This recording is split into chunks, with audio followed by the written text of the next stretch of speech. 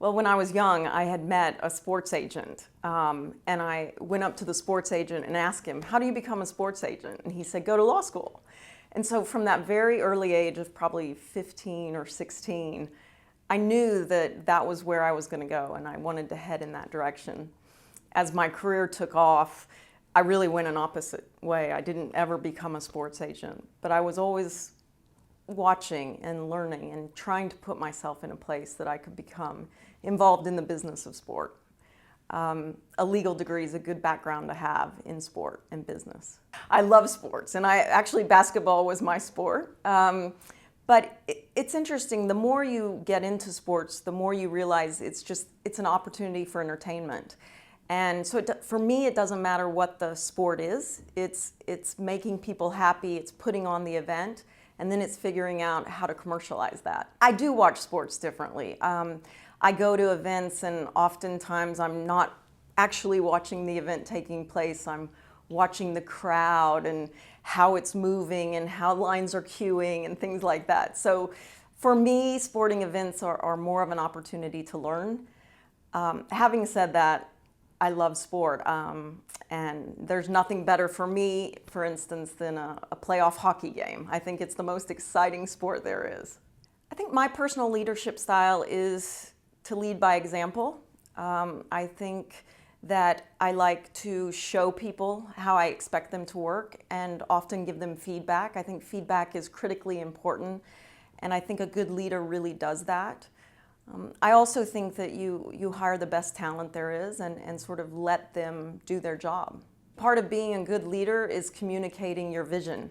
And I think that sometimes that's difficult because in the organizations I've worked in, we're not always in the same place. You may have 1,000 employees, but in 50 different locations. So it's important to use technology, to use opportunities to meet those people and really make sure that they understand what you're trying to do as an organization and make sure that they're on board. Challenging issues make me get out of bed. And so for me, it's difficult situations or obstacles that I need to figure out a way to solve them. That's exciting for me.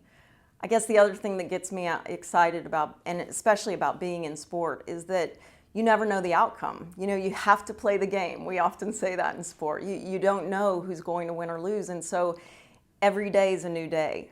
I think the most exciting thing in sports is really to understand how the role of technology will play into live sporting events. The opportunity to go to an event and interact with some handheld device or interact with those around you through technology is going to be very important. $200 billion are spent on advertising and TV media today, and from everything I read, you know, the digital world wants to capture a large part of that. And so I think it'll be important to watch that and see how that develops in sport.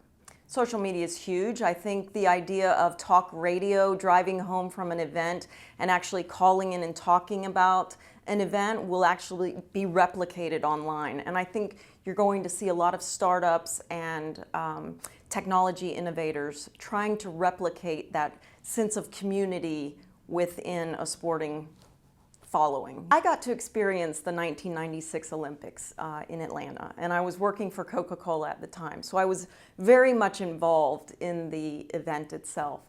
And I think what's so special is that sort of unification of everyone coming together and making sure that it's a special event, not just for the athletes, but for the guests and the visitors and the tourists that you're hosting in your city.